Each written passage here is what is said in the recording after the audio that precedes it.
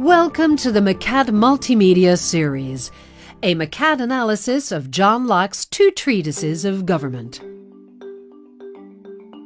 No one ought to harm another in his life, health, liberty, or possessions. John Locke made this claim in his book Two Treatises of Government. Published in 1689, it asked what made government legitimate.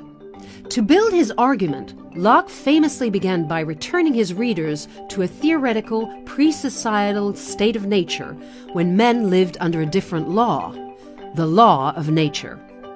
Locke argued that in this law of nature, man's first possession is himself, his own body, mind, and actions. He can gain further possession by mixing labor. If land is tilled and fenced off, it becomes yours because you've labored to create it. But if one person plows a field and another puts a fence around it, who owns the field, the fencer or the plower? In the state of nature, Locke explained, there is no authority and no law to bring order if disagreements occur. Some kind of authority is needed to avoid conflict.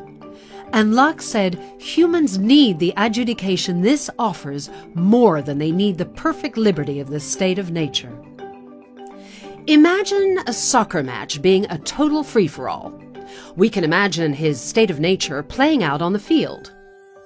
A match is in progress, but this is no ordinary match. There are no set rules and no referee.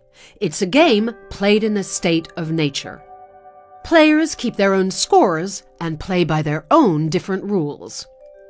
After a while, problems emerge. 3 players pass the ball up the field and another one scores.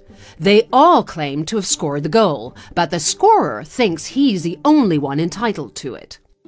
These disagreements become frequent until everyone is stood around arguing and the game stops altogether. Everyone eventually agrees that they need a game with universal rules. They all sit down together, create teams, and draw up rules to make the game more orderly. They appoint an impartial referee to oversee the game and ensure the agreed rules are adhered to. John Locke's most important point in Two Treatises of Government was that this authority will only be legitimate when it arises from mutual consent of everyone who will be governed. In other words, governance is a service provided to the governed. John Locke believed that a more civilized society could then be achieved through natural rights rather than the divine right of kings. A more detailed examination of his ideas can be found in the McCad analysis.